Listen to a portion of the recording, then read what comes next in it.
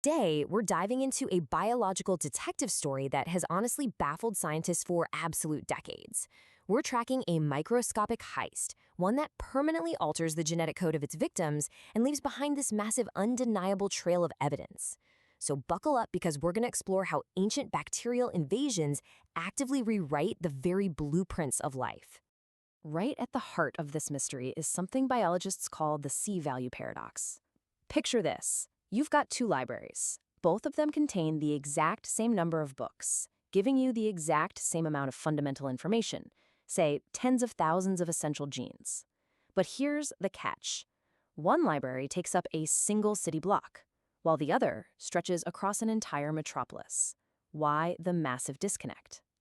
Well, today we're going to solve this by looking at a fascinating mechanism of microscopic invasion that literally forces the genome to expand. Okay, here's our quick roadmap for the investigation. We'll hit the genome size mystery, look at some invaders and jumping genes, dive into a Weevil case study, map out these crazy things called proliferation springs, and finally figure out the fate of stolen genes. Let's jump right into part one, the genome size mystery. Before we can really get going, we need to name our two prime suspects.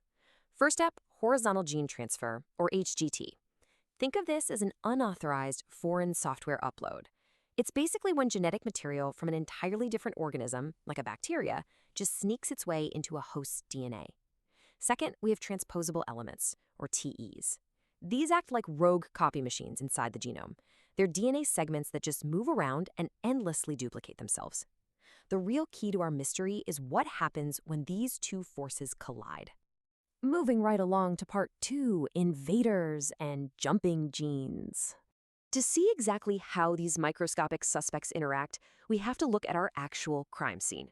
Here we're looking at the evolutionary tree of three species of nut weevils: the pecan weevil, the western acorn weevil, and the European acorn weevil.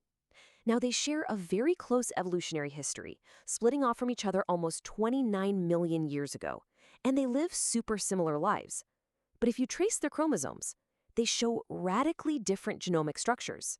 Something completely dramatic happened to the North American species after they split from their European cousin. Which brings us nicely to part three, the Weevil case study. When researchers actually crunched the genetic data, the size difference was, well, it was staggering. The pecan weevil boasts this massively ballooned genome of 2.2 gigabases. Compare that to its European cousin, which has a genome of 1.1 gigabases. It's exactly, literally, double the size. The data shows that the pecan weevil's larger genome is just heavily burdened with those rogue copy machines we talked about, right alongside a massive influx of horizontally transferred genes from bacteria. So the question is, who exactly broke in? Well, the culprit's footprint is huge. To put this into perspective, the pecan weevil was completely flooded with bacterial sequences. It's holding 132 unique gene transfers from a recently acquired bacteria called CCB, plus another 500 transfers from an ancient Rickettsia bacteria. Meanwhile, the smaller European weevil completely dodged the CCB invasion and only has a much smaller footprint of 135 Rickettsia transfers. So the correlation is crystal clear here. The heavier the bacterial invasion, the more the host genome physically expanded. Okay, part four, inside proliferation springs. So how does this invasion actually build into the physical architecture of the chromosomes? The genetic mapping reveals these incredibly dense, sharp peaks of activity. Researchers call them proliferation springs. When the bacterial DNA integrates into the host, it doesn't just sit there quietly. It creates these structural variation hotspots. These regions become hyperactive zones where bacterial DNA heavily overlaps with young, aggressive transposable elements. It's essentially a runaway biological factory for genetic expansion. And to understand these factories, we have to look at the machinery running them. The primary culprits here are a specific type of transposable element known as mavericks, which, by the way, is a great name. Mavericks are these massive jumping genes, but they are unique because they literally encapsulate the foreign bacterial DNA. In fact, in the pecan weevil, mavericks host a staggering 97% of all those ancient Rickettsia gene transfers. They act as the ultimate biological getaway vehicle, capturing the stolen bacterial DNA and just wildly copy-pasting it throughout the host's genome.